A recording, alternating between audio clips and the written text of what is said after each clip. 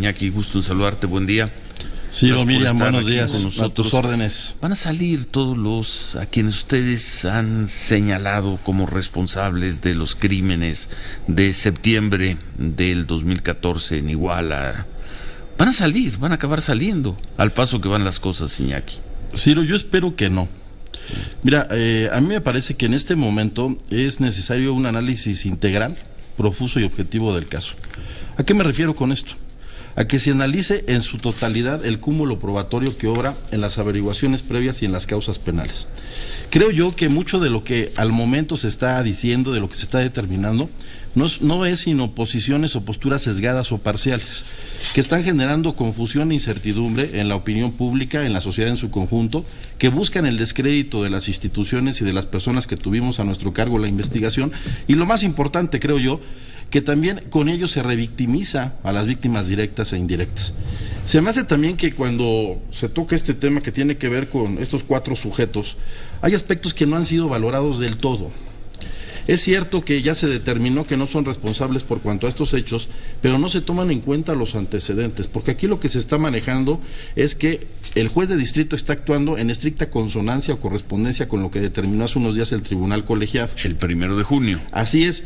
Y pareciera también que aquí están ignorando las diligencias primigenias a cargo de la Procuraduría a mi cargo. ¿A qué me refiero con esto? Ellos están declarando, si se quiere, con poca validez o nula validez las declaraciones que obtiene la PGR, pero no se toman en cuenta los antecedentes, esto es, las declaraciones que rinden en principio de manera primordial ante la Procuraduría del Estado de Guerrero, que guardan exacta correspondencia con lo que declaran ya ante PGR, esto es, en sus ampliaciones. Pero además hay otros aspectos que derivan de las detenciones de estas personas, como son los aspectos técnicos. ¿A qué me refiero?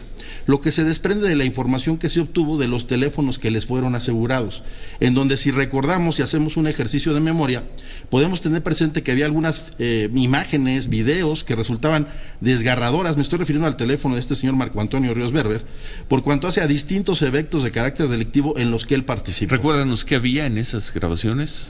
Pues lo que se advertían ahí eran imágenes de ejecuciones, de personas que estaban siendo desmembradas, descuartizadas, que estaban siendo golpeadas, que estaban siendo maltratadas. Eso está todo eso se va a la basura. Pareciera que sí. Porque alguien acreditó que habrían sido sujetos a malos tratos o a torturas. Sin embargo, reitero, esto es cuestionable. ¿Por qué? Cuando tú hablas de tortura, se requiere de un elemento subjetivo específico, un ánimo fino propósito. Esto es, obtener información, castigar por un hecho cometido o bien una confesión. Reitero, no puedes hablar de nada que tenga que ver con ello, porque ellos declaran en primigenia ante nosotros. Está acreditado que estando ante nosotros... ¿Qué es en primigenia? Es su primera declaración. Lo primero que dice. Así es. Esto además se robustece con el hecho de que nosotros lo certificamos médicamente en distintos momentos y no presentaban lesiones. Esto es, no se puede hablar que ante la Procuraduría del Estado de Guerrero hayan sido víctimas objeto de tortura. E incluso los estudios que existen sobre el particular, ya sea el del GIEI como el del Alto Comisionado de Naciones Unidas, no mencionan nada en ese sentido. En consecuencia, me parece un tanto absurdo que la autoridad jurisdiccional reste validez a estos testimonios o que no esté tomando en cuenta la totalidad, reitero, del cúmulo probatorio. Iñaki, tú nos mencionas estas fotografías que se desprenden del celular de uno de los procesados.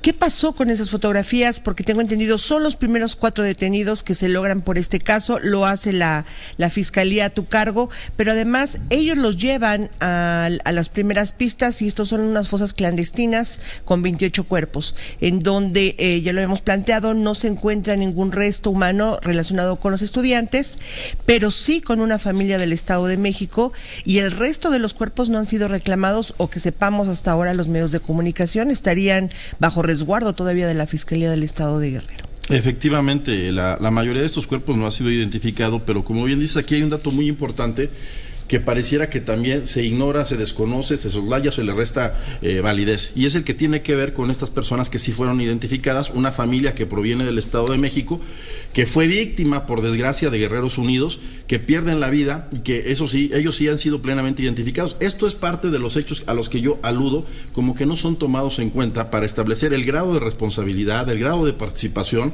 y el modus operandi de esta organización delictiva. A mí esto me parece gravísimo. En efecto, nosotros detuvimos a estas personas derivado de una serie de datos con los que ya contábamos y que incluso le habíamos compartido a la PGR. Aquí hay otro dato por demás importante. Como resultado de la investigación de la Procuraduría del Estado, que estaba actuando en estrecha colaboración con la PGR, se obtuvieron algunos nombres, direcciones, números telefónicos y había declaraciones de 2 testigos que nos permitían establecer de manera parcial cómo operaba esta organización. PGR empezó a trabajar en la parte técnica, esto es, en lo que tenía que ver con esos números telefónicos. Y de ahí derivan una serie de datos muy importantes que tampoco están siendo tomados en cuenta. ¿A qué me refiero con esto? Datos que tienen que ver obviamente con la conformación, con la operatividad de esta organización delictiva. Bueno, ¿qué opinión te merece lo que han expresado organizaciones que luchan por los derechos humanos, periodistas, personas en la radio y la televisión, que celebran el fallo del Tribunal de Tamaulipas de hace 15 días y que dicen que qué bueno, que debe ser un aprendizaje para la justicia mexicana, para los cuerpos de procuración de justicia? ¿Qué opinión te merece? Porque, como lo dijo, por cierto, hace poco Carlos Marín, y lo escribió, están celebrando la liberación de quienes mataron a los jóvenes de Ayotzinapa, de quienes quemaron a los jóvenes de Ayotzinapa. En efecto, Ciro, creo yo que en el momento mismo en que el tribunal colegiado emitió su sentencia, fijó, valga aquí la expresión, una nueva litis. Por un lado, solicita que se conforme esta comisión, que además hoy seguimos sin tener claro de qué nos están hablando. Si dicen, no es una comisión de la verdad estrictamente dicha, es una comisión investigadora, indagadora de la verdad y la justicia, y ahí nos remiten incluso al protocolo de Minnesota, y hay algunos aspectos que resultan contrarios a lo que prevé ese instrumento. ¿Como cuáles? Ahí se dice que serán los gobiernos los que conformen este tipo de comisiones. Un colegiado no tiene esos alcances. Pero están celebrando la decisión. A lo que me refiero es que están celebrando la decisión. Yo ahí haría un muy atento llamado a que se analice, reitero, el cúmulo probatorio, porque estas son visiones sesgadas o parciales. Es cierto, dicen, es una sentencia innovadora, es una sentencia de avanzada. ¿Por qué? Porque toma en cuenta el principio de convencionalidad, el principio de proporcionalidad, porque toma en cuenta criterios de la Corte y de la Comisión Interamericana.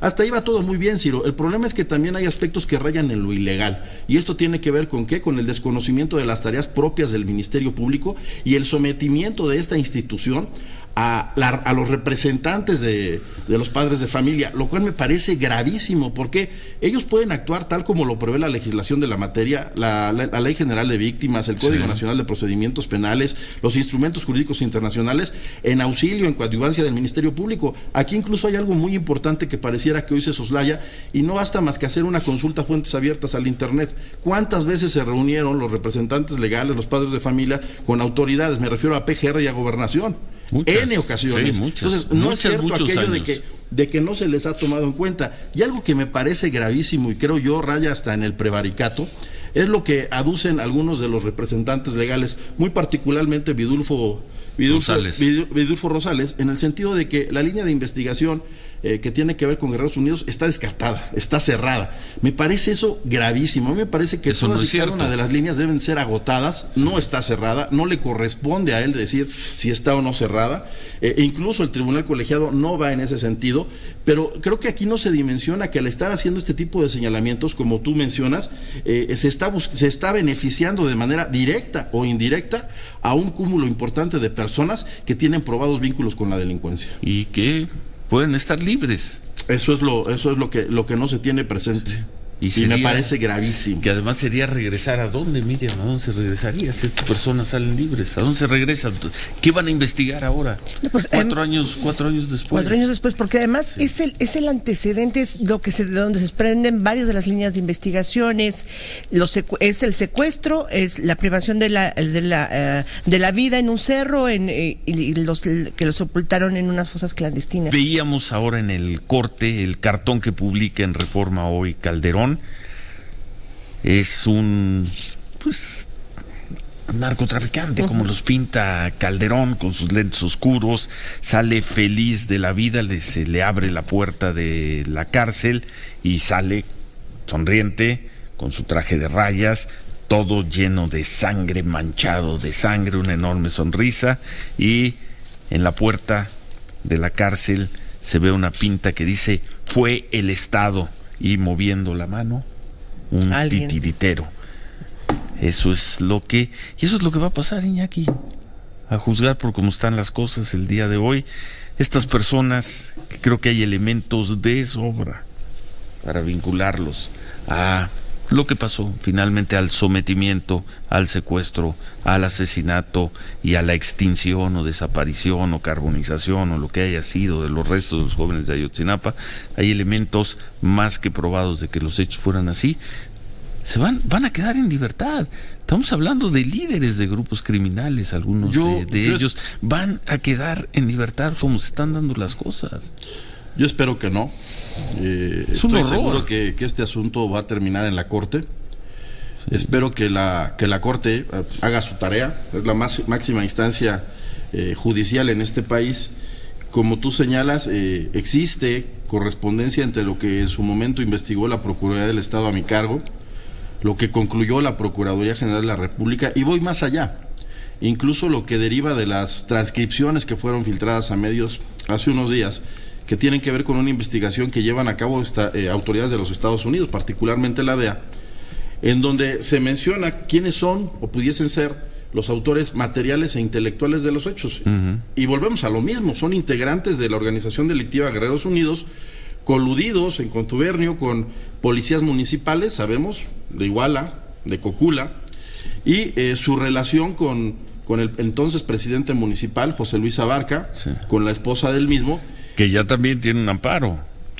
Tiene un amparo y está en la Suprema Corte uno de ellos. Sí. Entonces, pareciera que todos estos aspectos que deben ser tomados en cuenta a manera de marco referencial están siendo soslayados. Todo a partir de que se dice fueron torturados. Y ese es un aspecto que además no está debidamente probado.